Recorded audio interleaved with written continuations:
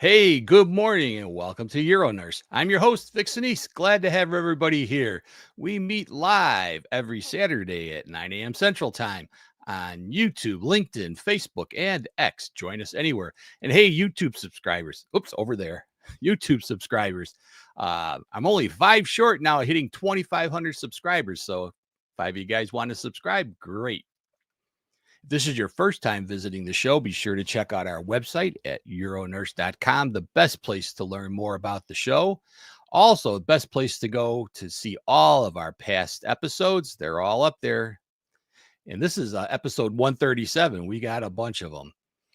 If you want to listen in your car, no problem. We're available on all your favorite podcasting apps. It comes out about a half hour after the show with the audio version, so you can check us out and listen in your car. This week, we're happy to have Dr. Dean Elterman join us again. He's going to talk about FIT and MISTS. And if you don't know what that is, you will learn soon. So let's go ahead and bring him on right now. Hey, Dean, welcome to the show. Good morning, Vic. It's nice to be back with you. Yeah, glad to see you again. So interesting subject. I'm going to have you tell the audience a little bit about yourself, who you are and all that good stuff. Whoops, if I hit the right button here. I'm back. All right. Nice to join you.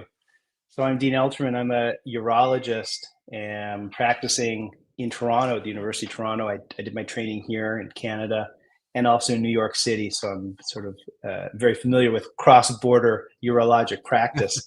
I specialize in functional urology. So I really just emphasize my practice in overact the bladder, BPH, and incontinence, and things related to that, made some sexual dysfunction.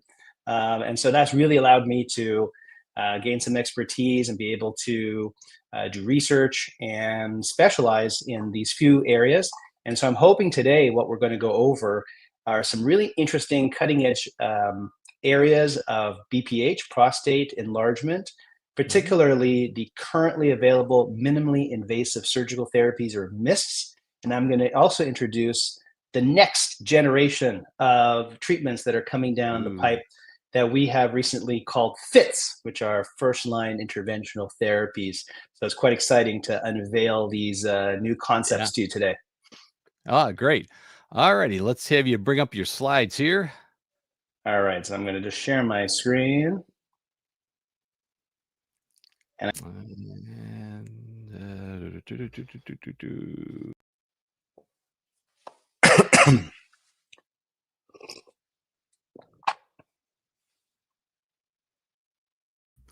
You're good to go.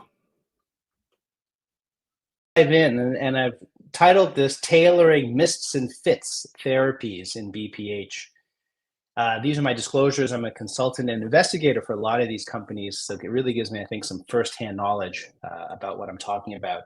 So, big picture, male lower urinary tract symptoms, LUTS, isn't a huge international burden. These numbers are even a little bit older, and they've increased dramatically. More than 1 billion men are suffering from BPH LUTS in the United States. There are tens of millions of men suffering. And, you know, most of us urologists, we look to guidelines, whether it's the AUA or the EAU, and they kind of tell us a direction that we should take. They give us some practical aspects, but they're really based on what's the best available evidence. Following the guidelines doesn't necessarily give us the best outcomes, and it never replaces good clinical expertise. And when I have a senior partner or my colleagues who've seen it all before or have really experienced urology nurse, I listen to them because that clinical expertise is invaluable. And of course, we make a lot of our decisions not only based on research evidence, but also taking into consideration the personal values and the preferences and the circumstances of each individual patient. And of course, guidelines, they're not mandates, they're not legal standards, they're just there to help us. But what I think guidelines really lack are taking into consideration patient values, patient preferences, how to make a decision when there's multiple options available, and they don't really give us an aid or a guide. And so, you know, when we have a patient in front of us, we have to think about what is the diagnosis. We have to get the diagnosis right, and then what are the sort of the aspects of this individual patient that would lead us to the best type of care. So there's been a shift over the years away from BPH medications. And of course, for the last, I want to say 20 to 30 years, they've really been the cornerstone. Remember, before alpha blockers like tamsulosin and 5-ARIs came around, we really only had lifestyle modifications and TURP surgery. But as time has gone by, we see that men are dissatisfied with medications. They improve symptoms quite modestly, to tell you the truth. It can take a long time for the medications to work in the case of 5-ARIs, and they are full of side effects, whether it's the dizziness, the lightheadedness, congestion, or sexual dysfunction like erectile or ejaculatory dysfunction. So there's been a shift away, I would say, a little bit amongst patients and urologists from medications. And then so when we look at this algorithm of guidelines, there are now just so many choices, right? We've got our traditional transurethral surgeries, and we have all of these minimally invasive therapies, or MISTS, that have these different acronyms. And it can be really hard to know what to offer patients based upon their preferences, their prostate anatomy, etc. So the market, though, is really underserved. And what I mean by that is if you look at this whole cohort of men in the US suffering from BPH, the vast majority of men, 2/3, are just living with their symptoms. They'll never even see a doctor, or they're buying things late at night on television or on the internet or herbal products. And for those fewer men who actually get on to see a doctor, to see a urologist, to see one of the urology nurses, a portion of them are going to be waiting and watching their symptoms. About half are going to go onto drugs, and then a quarter of them are going to fail medical therapy. But in fact, in the US, a very small proportion of men actually make it to the doctor, make it onto drugs, fail those drugs, and then get on to an actual type of intervention. So there's a huge number of men that just fall off the back of the wagon, and who knows where they go. They're back to the beginning of the cycle where they have their symptoms unmanaged. So that has really, I think, been the reason why these minimally invasive treatments and fits and other things I'm going to discuss have been born. They've been born to fit an unmet need. And that unmet need is men not wanting to be on medications or not wanting to have a more invasive surgery. So when we compare and contrast all of the different available options, drugs, yes, they're non-invasive, they have a modest effect, but they have all that list of side effects in green. Of course, surgery has a really good durable outcome with significant benefit, but of course, full anesthetic, catheterized, recovery time is long, risk of incontinence and sexual dysfunction. So the minimally invasive therapies, or the MISTs, they really are more geared towards patient preferences, right? They're well tolerated, they can be done under local anesthetic, they improve quality of life and flow, but they preserve sexual function. They do give durable results, not as good as surgery, but the levels of satisfaction are really, really high. And so I think that's where men and their doctors need to be able to talk about what suits them best. This was a really interesting study out of Europe where they asked men what is important to them. And consistently, men said that they preferred less invasive treatments with lower risk of side effects compared to more invasive treatments that maybe have better durability, like a TURP, but have more risks. And for them, sexual dysfunction was the most important aspect when decision making, followed by wanting to avoid side effects. And men are also really bothered by those OAB bladder symptoms like urinary urgency, urgency incontinence, waking up at night with nocturia, frequency. Those are the things they want to have addressed, much more so than even a slow stream. We even had a study looking at groups of men who had recently had surgery or were considering surgery, and we looked at them. The vast majority, 90+%, were really concerned about sexual function, regardless of age. Younger men were most concerned about sexual function. Men in their 60s were most concerned about becoming incontinent. And even men over the age of 60, more than 60%, were still concerned with sexual function. And so all of these are really important, and patients value keeping sexual function and safety even over effectiveness or durability. So that's, as I said, why we have all of these minimal invasive treatments that have been invented, essentially MISTs, to bridge that gap. They're more beneficial than medications. They have a lower risk than our traditional TURP, whole lab, green light, prostatectomy, etc. And so when we're looking about patient expectations, we're talking about what do they want? They want something non-surgical, less anesthetic. They want efficacy for sure. They want effective treatment of their symptoms. They want improvement in their quality of life, improvement in their flow. They want it to be a well-tolerated, a good experience. They want to say, I had a great experience getting XYZ with my doctor, with my urology team. And if they can, they do want to preserve sexual function. So currently in the United States and Canada, where I am, there are 4 FDA-approved minimally invasive surgical therapies, or MISTs. In no particular order, starting in the top left, we have the iTind, the temporary implantable nitinol device. We have the UroLift, prostatic urethral lift. We have Resume, convective water vapor thermal therapy. And we have the Optilume, drug-coated balloon BPH system. We gave a previous lecture about this on a previous episode here on UroNurse. You can look back in the archives. So everything starts with patient selection. It's those men who want to stop medications or don't even want to go on meds. They may want to have a minimally invasive treatment. They're not receptive or open to a more invasive surgery like TURP. Maybe their symptoms aren't bad enough that they want to have drugs every day or a big operation. So asking patients' preference is really, really important, and you want to set their expectations. You don't want to overpromise. These treatments, MISTs, are not the same as getting a TURP at all. And you want to understand why they want to have a MIST. Is it to preserve sexual function? Is it to avoid surgery? There really isn't a specific type of patient. I see people from all walks of life, from all socioeconomic backgrounds, and regardless, many, many, many of them are going to be interested in a MIST. It's important to know who not to give a MIST to. So those who have an atonic, acontractile, chronic retention bladder, those who have a really large bladder capacity, they have poor emptying, it's not going to work very well. There's probably a volume cutoff for UroLift on label, it's up to 100. On Resume, it's gone to 80, but I'm going to show you some data, meta-analysis showing you can even go much higher, even up to say 150. We've done hundreds of cases bigger than 150 grams. If it's really an enormous median lobe, that might not respond to a minimally invasive treatment. In Resume, if you need to give more than 15 treatments, or a UroLift, if it's way too big. For the iTind, it can't be bigger than 75 grams or have a median lobe. And for Optilume, same, can't have a median lobe as well.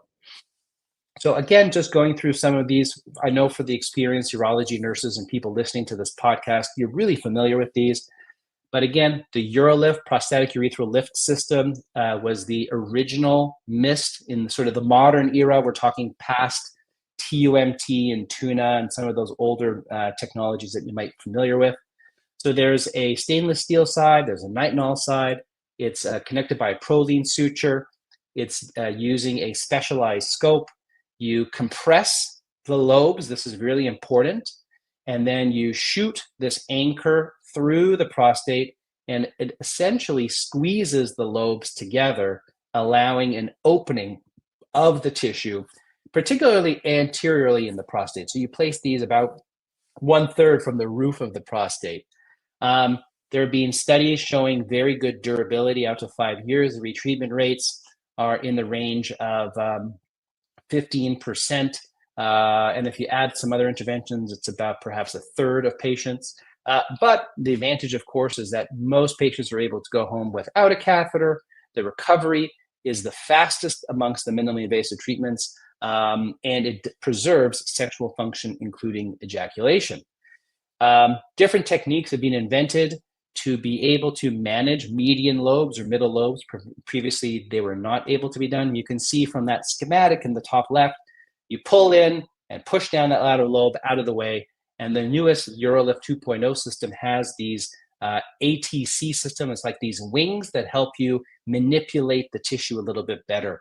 And so you can see here this median lobe picture where it's being pulled down and out of the way, and you can kind of compress it and pin it. And now you can do UroLift for median lobes. There have been some studies comparing UroLift to TURP, and the takeaway is that TURP, of course, improves symptoms, IPSS the greatest. However, on all other aspects, so recovery, erectile function, ejaculatory function, continence, safety, UroLift beat out TURP. So you have to look at other factors beyond just flow. So who is UroLift good for? This is, I think I've made a couple summary slides for each technology. UroLift is good for prostates between 30 to 100 grams. They're good for lateral lobe obstruction, for men who want to preserve ejaculation, minimal or no catheter time, and a really fast return to work and normal daily activities. Not good for men who have a high or tight bladder neck, not good for those with the large median lobe, and for those perhaps on prostate cancer surveillance. Even though it's MRI compatible, there can be some obscuring of the pictures. So Rezum is convective water vapor thermal therapy. I think everyone's also familiar with Rezum water vapor ablation.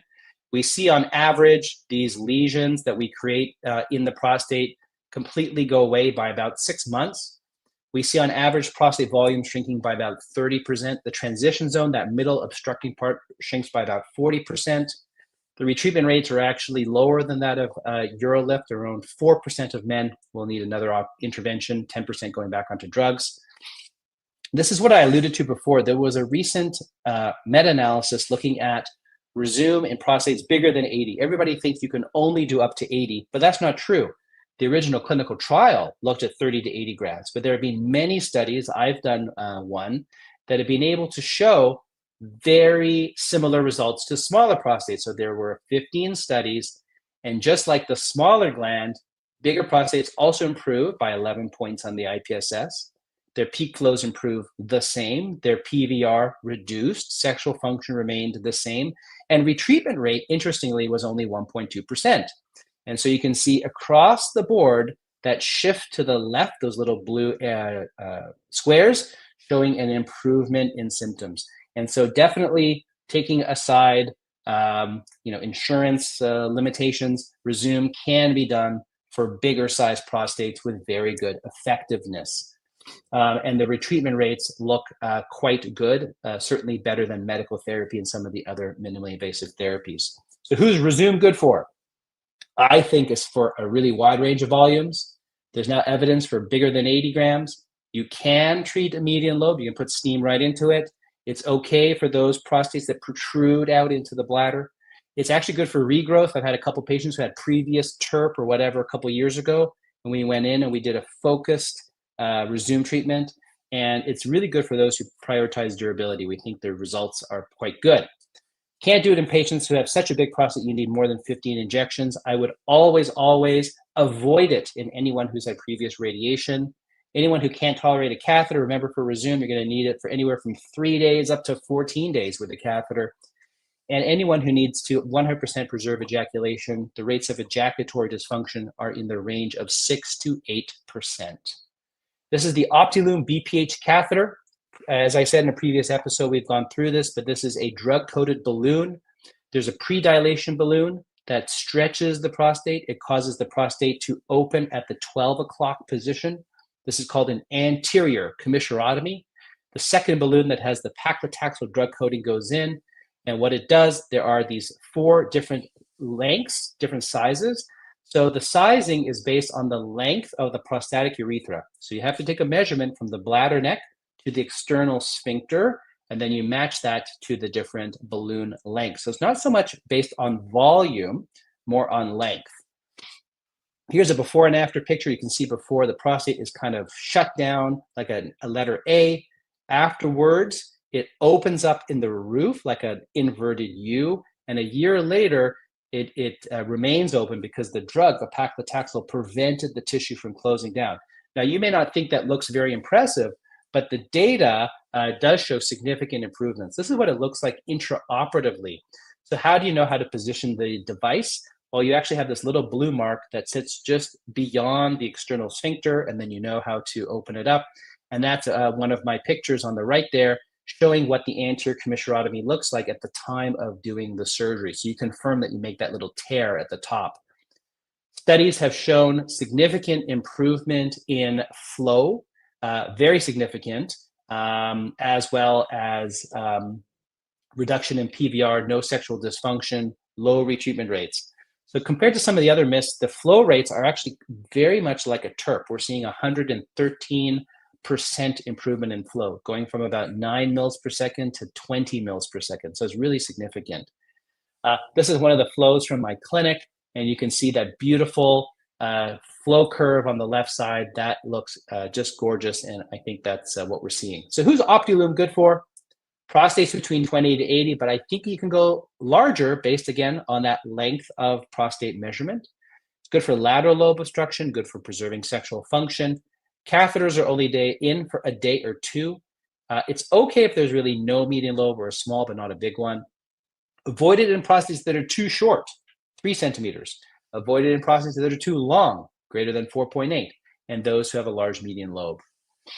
A couple years ago, we introduced this concept of the true MIST or T-MIST, and the idea was that you would be able to have a device that required no special equipment. You could do it with a flexible scope. It would be really like an off-the-shelf solution, and you would think of it a little bit more as a comparator to medical therapy. The durability didn't need to be as long. So the evolution of MIST to T-MIST, and then I'm going to show you FIT in a moment, has been this gradual change based on introducing new technology and us thinking of new ways to conceptualize these new technologies. So iTind is available in the United States. It's FDA approved. You could argue that this is the first T-MIST. This is a temporary stent placed into the prostatic urethra. It goes across the bladder neck. It has these 3 struts or arms at 12, 5, and 7 o'clock. It's left in place for 5 to 7 days. It slowly expands during those 5 to 7 days, causing ischemia and an opening of the prostate in those points. There have been 3 really big studies showing reproducible improvements, similar to the other MISTs in terms of how much IPSS improvement, flow improvement, etc. This was the pivotal study that I did with Dr. Chugtai from New York, and essentially we showed preservation of sexual function and a good clinical outcome. So who is iTind good for? Uniquely, it's actually really good for men who have a high or tight bladder neck because those struts cross the bladder neck. They actually make incisions there, so that's good. It preserves ejaculation, and it's a non-permanent implant, right? You're only leaving in for 5 or 7 days, and then you remove it entirely through a catheter. Avoided in men who have a median lobe. I wouldn't do it in very big prostates bigger than 75 grams, and anyone who's going to be intolerant of leaving it in for that week. So shifting a little bit on what is currently available, FDA approved in the US, to what is coming down the road. And for those who've been urology nurses for long enough, you'll remember from about 20 years ago, prostate stents. And the idea was patients who were really comorbid, really sick in retention, you could put one of these things in, it would help them pee. And the idea came from the vascular literature, like heart stents, right? But the urinary tract and the heart or vascular system are very different. And so they kind of worked. They were effective to get men out of retention, but they were very irritating. They encrusted because they were exposed to urine, and they moved, they migrated. And so it was kind of like a good idea, but the wrong design. Like it was a cylindrical thing. It was metal. It was tightly woven, similar to vascular, but it really wasn't good for the urinary tract. And so the whole field of urology really just moved away from the idea of stents. But the idea of a stent is really to mechanically open up the prostate. We now know you want to have a minimum amount of foreign material. You want to tailor it to different types of prostate anatomies. And of course, you want it easy to insert and easy to remove. And so here on this screen, I put together essentially all of the new stents. I call this my stent 2.0 slide. And you can see some you're familiar with, UroLift, iTind. You could argue those are types of stents. But we've got a whole bunch of new ones coming down, finishing clinical trials now that will be on the market really, really soon. I'm going to go through some of these, but this is sort of the future of where the minimally invasive space is heading, at least in the next couple of years. So this brings into this idea of FITs or FIT, first line interventional therapy. So about in January, after about a year of talking about this, Steve Kaplan, who's in New York City at Mount Sinai, and I came up with this new way of thinking about these prostate stents, or at least this new category of treatments that we have called FIT. So what is a FIT? So FIT, first-line interventional therapy, is again this new paradigm that bridges the gap between medications and surgery. A FIT aims to provide effective, minimally invasive symptom relief that has a rapid recovery, minimal side effects, and preserve treatment adaptability, meaning you can do something in the future if you need to. So the ideal fit should be outpatient, it should have durability, and it should be focused on patient-centered outcomes. Remember, we talked about what do patients want, and it should address those expectations both for the patient and the urologist. So we think by reimagining this, FIT could potentially revolutionize, really change the way we manage LUTS. It's going to shift the standard of care earlier, effectively, in more patient-friendly interventions. So instead of going on drugs, waiting many, many years for symptoms to progress, waiting for bladder dysfunction, trabeculation, PVRs going up, going into retention, we want to bring men in to have one of these fits. They're going to be performed in an outpatient, flexible cystoscopy, minimally invasive, no anesthesia required. That is what a fit is going to be. And fits really cover all of these new prostate stents. So I'm going to go through several of these. None of them, I will emphasize, are yet FDA approved. They are under investigation. Many of them have been presented at international meetings, so I can show you some of the data that I presented at like the AUA last year, for example. Their studies are wrapping up, and we'll see when they are going to hit our market. So this is the ZenFlow spring system. You can see there it's this coiled or helical, almost like a corkscrew. It goes through a proprietary special cystoscope you can see on the top right. Studies have shown very similar to the MISTS available by the FDA approved, about 50% improvement in symptoms, flow rates improving, and this one has been sustained out through 2 years. So this is going to be one of the minimally invasive fits coming out. There are different lengths based upon the prostatic length. You'll choose whether you want to do extra small, small, medium, etc. This is another American company. It was designed by a urologist. This is the Rivermark flow stent. What's unique about this is that it's delivered through any flexible cystoscope. So you essentially just backload it into the tip of the cystoscope. You go in with your flexible scope. You use a little grasper to deploy it and push it out. It's just inside the bladder neck. And studies in Australia and New Zealand have already been able to show significant improvements. We did the first in-man study down in Panama a couple of years ago, and we showed, again, you can see those IPSS improvements going from about 25 down to 6, 5, 2, 2, really good improvement in flow and symptom improvement. This is the Proteon UroCross Expander. This is another device. It has a delivery system that fits through the working channel of a flexible scope. So you can see on the right, on the bottom, that white part that goes into your port. You screw it, you lure lock it in place. You advance it down through the tip of the scope and you deploy it into the prostatic urethra.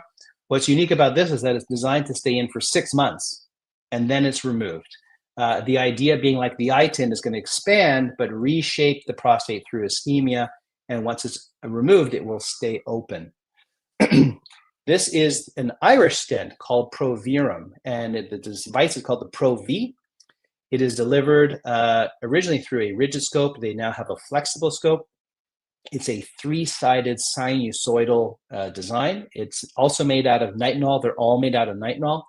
And they've just finished the North American study that we completed, and the data is being analyzed, and it will go to the FDA very soon. This is another one that also just finished their study that we were involved in. This is called the Butterfly device. It's also delivered through a scope.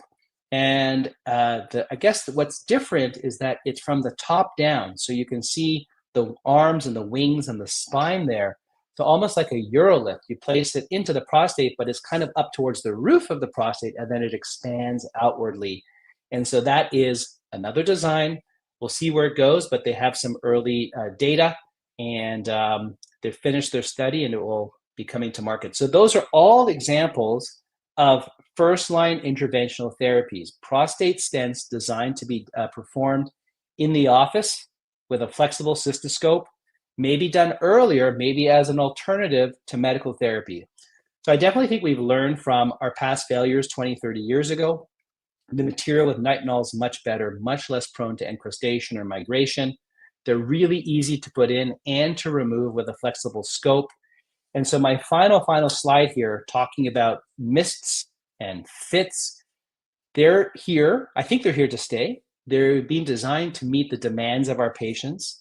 Patients want lower risk treatments. They want to have less irreversible complications like incontinence or ejaculatory dysfunction. We all would like to be able to do these as outpatients so we can also treat more people. That demographic curve is just growing and growing. Our older population of men is growing. The BPH burden is increasing year on year. But of course, with anything, proper patient selection is going to be key. We have to understand the prostate anatomy, its length, its size, median lobe, intravesical prostatic protrusion. We're going to want to know if they care about sexual function, whether they want to preserve ejaculation, whether they have any baseline ejaculatory dysfunction, whether they care about having a catheter afterwards or not. All of these are going to factor into how we tailor therapy. But ultimately, it's about choice. It's about having shared decision-making, talking to patients. And so with that, I want to thank you. This is my beautiful hospital in downtown Toronto, the Toronto General Hospital, the University Health Network. I'm really delighted to be able to work here and to be able to go around the world to teach people about all these new treatments. So with that, I'm going to stop my sharing and bring Vic back in. Thank you very much. Yeah, thanks, Dean. That was great. Really amazing with all these new changes to the basic stent for the next treatment. Now, as you said, people who've been around for a long time remember the original stents. I mean, it was miserable. Patients were uncomfortable with them. They were difficult to get to remove them then. So these are all going to be removable. Is that correct? They're all removable. I've removed all of them for various, in the trials, they're designed to go in and then we remove them as part of FDA mandates. So I've been able to remove all of these. I think the real key is that we've been much more thoughtful about how we design these stents. They're not stainless steel. They're not tightly woven. You're not going to get that encrustation. They're really open. They're porous. Nitinol is a really nice material. It's soft. In fact, nitinol is interesting. It gets harder at higher temperatures, like body temperature. And if you flush cold saline, the material gets softer. And so it actually is easier to remove these devices with cold saline irrigation. So that might be something that we adopt if these have to get taken out in the clinic. But the idea is that they're reversible. You could put in one of these fits, come on in, have your flexible cystoscopy. You'll talk ahead of time if it looks amenable. Let's put in one of these devices. Okay, Mr. Smith, you agree, you consent. Let's leave it in for 6 months. Let's leave it in for a year. If you're super happy, we'll just leave it in, come for an annual cystoscopy to check on it. If you're unhappy, not a problem. We can simply remove it with a grasper, and you can go on to have your other MIST. You could go on to your Resume or whatever, or you can go on to surgery. You can get your HoLEP or your TURP or whatever is the next surgery du jour. So removal is going to be in clinic. They don't have to removal go to the can be in OR. clinic. No, we can do it because again, they're all removed with flexible scopes. Yeah. So a flexible scope and a grasper is sufficient. It's quite a new world to look forward to, especially being a guy. One of the things I found in our patient population is when you try to talk somebody into going in for a TURP or a green light laser, it's outpatient surgery, it's going to the hospital, it's all that goes along with that whole phenomenon of being a patient in a hospital OR setting. When it's in the office, patients' perception of it is it's got to be a much simpler, and we know it is, to go into an office setting. And I think people are just more comfortable going and having something done in the office than, kind of the nervousness of a surgical setting. Yeah, and because it's going to be with a flexible scope, I mean, for those of you who do the currently available MISTs in the office, they're done with rigid scopes, right? And so you can do it in the office, but you're going to need either a prostate block, really good local anesthetic, maybe some nitrous. There's a variety of things you can do, cocktails. Whereas the idea of the prostate stents, the fit, is that you're going to come in and it's just going to be a regular flexible cystoscopy. You could put in a couple lidocaine gels. You can leave them in, as you should, right, for 15, 20, 30 minutes beforehand. If they want to take a little Ativan beforehand, okay. But you're going to go in, you're going to put it in, and then you're done. And so for men who don't want to go through the rigmarole of surgery, a whole day in the operating room, etc., or having to take a pill every day. Remember, there's a real burden of having to take medications with side effects. The persistence Oh, yeah. rates are really low. That there's a huge number of men Dropout who is just huge. drop out. Exactly. So why wouldn't men want to come in for a simple outpatient, flexible, local anesthetic procedure, and they never have to remember to take a pill as well? Yeah. Yeah. No, that's a good point. So what's your thoughts on how soon this is going to be available? Well, I can tell you that at least four of those prostate stents, FITs, have now closed the studies. We have finished collecting the data. Some of them have reached their 12-month follow-up, which is what the FDA wants to see. Others are now getting through that first year of collecting the data. So I anticipate these prostate stents being FDA approved over the next 12 to 24 months. It is really imminent that they're going to Yeah. start to come to the market. Yeah. All right. If anybody has any questions for Dr. Elterman, please feel free to put them into the comment section. I can read those off. Otherwise, I'll still keep asking questions because I've got a bunch of them. Now switching back to MIST, what's already available. You've done all these procedures. I know you spoke on Optilume before. Do you have a favorite out of any of them? I noticed in our practice, I see each of the docs kind of tend to favor one over another. Listen, I don't have a favorite. I really try to be even-handed again, especially as sort of like an academic person who talks about it. I'm not here to endorse one or another. What I Mhm. will say is when you saw my slides that are like the green and the red, like who it's best for, who to avoid it, that's what I try to base my preference on. So for example, if someone has a median lobe or a prostate Yeah. that's growing out into the bladder, I would tend to prefer Resume because I can put the needle into that obstructing tissue, even if it's out in the bladder, and we can get rid of it. I have younger men who have high, tight bladder necks, not necessarily big prostates, like a 29, 35-gram prostate. iTind does really well for them because it crosses the bladder neck, is actually making those little incisions. Um, for those men who want to have a really short catheter time um, and a big improvement, the Optilume has shown itself to be very effective. Same with UroLift for those men who want to get back to work and they have just that right prostate with a couple lateral lobes causing obstruction, no significant median lobe, although you can with the UroLift. So I really like to pick and choose based upon those different features of the patient. So I do a smattering of them. Some I do more of than others, but that's just how it Mhm. goes. Now, it's been a while since we last spoke about, I think over a year on Optilume. We're just starting to look into doing that in our practice. What are your thoughts on Optilume? Is it experience has made it better or still things about the same? No, well, there's a lot more experience with Optilume. We just finished a what's called the phase 4 or post-market real-world study here in Mhm. Canada. We did 10 centers, I believe. So we've been able to show. I'm going to present it at the AUA this year in Las Vegas. The results that really were able to um, mimic or emulate what we saw in the clinical trial, which is the same amount of improvement in flow, the same amount of improvement in symptoms. Um, we're learning really well how to manage the catheter afterwards. We put in about a 20 French catheter. We irrigate the catheter a couple times still in the procedure room. And I do all of mine in the office. I do them Mhm. under propofol sedation, so it's just a little bit easier. Patients are comfortable, but they all go home. So we have no hospital admission, no overnight stay. Patients go home with a leg bag, and we bring them back 2 days later to have the Optilume removed. I'm pretty sure they're going to have their unique CPT code in January of 2026. I think the same for iTind. Mhm. So, as things go in the US, there's an early adoption, and then once reimbursement picks up, the trajectory also goes in Funny that how that direction. works. Yeah, so I think, for those of you who want to be early adopters, 2025 this year, all of these are really gaining momentum.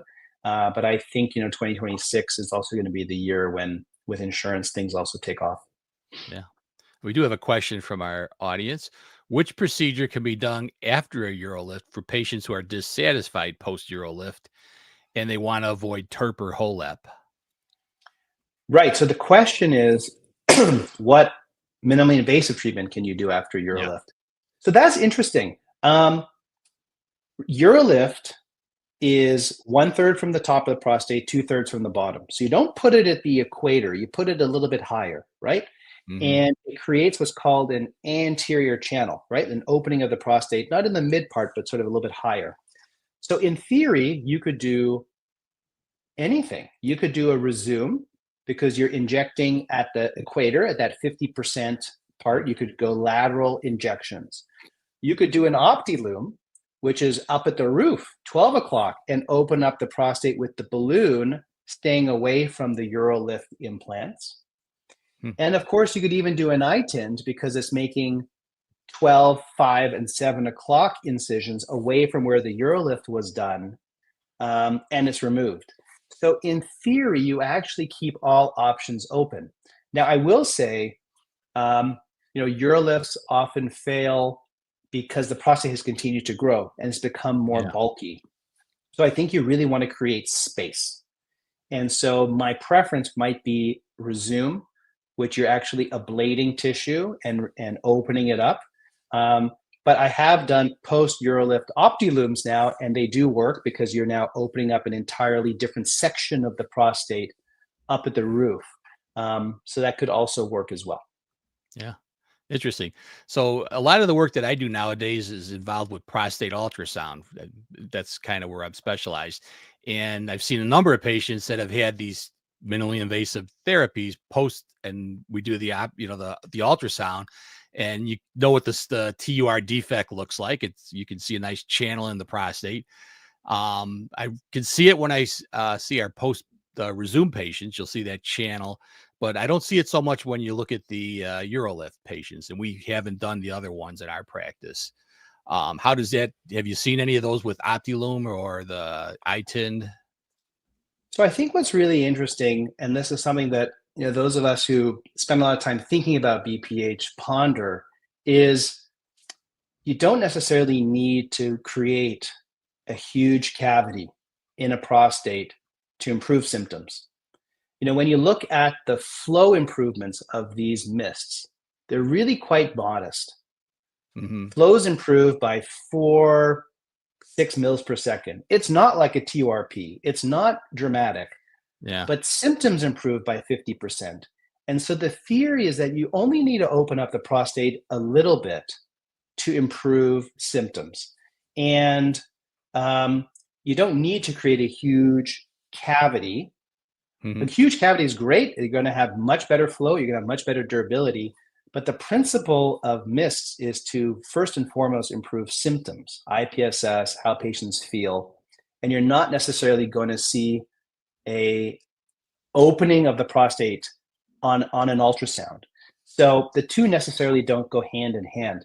And the same is true where we have some studies that have just come out comparing HOLEP and aquablation. There's a study that came out in Spain, and there's another big study that's going to be announced next week at the EAU. And for sure, you don't remove as much with aquablation. Maybe you're getting close, but you're not going all the way out to the capsule. And yet, their flow rates improve the same amount. Their IPSS improves the same amount. So the question is, do you need to remove all the Yeah. adenoma to have this degree of improvement? The answer is no. You could do an aquablation where it removes a portion. Maybe it's 50%, maybe it's 80% of a HOLEP, but symptomatically and flow wise, you're going to improve the same. So what we do to the prostate doesn't always translate to how men feel. And so I think that's a super interesting area for research and us to think about. Yeah, and it makes sense because we're doing drug therapy where nothing's removed and patients are getting symptomatic improvements. So we There you know it go. doesn't take a huge amount. Hey, we do have a comment from our LinkedIn connection. Thank you so much for your valuable insight on these innovative treatments. Wanted to share that iTind CPT code went live January 1st, 2025. There you go. So iTind is this Thanks, Bethany. January and Optilume is next January. That's probably correct. Thank you for sharing that, Bethany. Correct. Yeah. Well, this has been fascinating. I really appreciate you coming on our show again. It's always a pleasure to have you on UroNurse. And I think it's neat to get that little glimpse into the future because it's going to be important going forward, to have more options. And I think what's really nice is what you said. You can tailor it to the patient because they're not the same. Everybody's going to have a better response based on, tolerabilities and, how well you can do things in the office. We all know how some of these patients, they can't even tolerate a rectal exam. So, alone trying to do anything else. So, Yeah, anyway, absolutely. thanks very much. I'm going to go over and put a little plug in for next week's show here. And let's see here. The UroConcepts leg bag system is a true game changer for catheter users, designed to provide maximum comfort, discretion, and ease of use. Developed by Celeste Bonham, founder and president of UroConcepts, Inc., this innovative system was born out of a personal mission. After her father suffered from incontinence following prostate cancer treatment, Celeste witnessed firsthand the challenges of traditional catheter leg bags. Determined to create a better solution, she developed a proprietary leg bag system that enhances mobility, reduces skin irritation, and improves overall quality of life for users. Unlike conventional systems, the UroConcepts leg bag features a unique low-profile design, advanced materials, and user-friendly drainage, making it a preferred choice for those seeking reliability and comfort. Join us March 22nd to learn more. So yeah, we're going to have her on next week to talk about that. I'm always interested in these entrepreneurs who come up with these great inventions to make life easier. So we're going to have her join us. And hey, stick around at 10:30, Euro Patient Podcast, the one that's aimed at patients who are watching this. I'm going to talk to you a little bit about why I can't pee after prostate surgery. And for those of you who haven't caught the Dr. Jeff's Sex Talk, be sure to check us out on every Tuesday at 7 p.m., where Dr. Jeff Albau joins us and has guest lectures. This one coming up this Tuesday is going to be Nurturing Love and Intimacy, Strengthening Your Relationship. All right. So again, thanks for joining us, and we'll see everybody next week on UroNurse.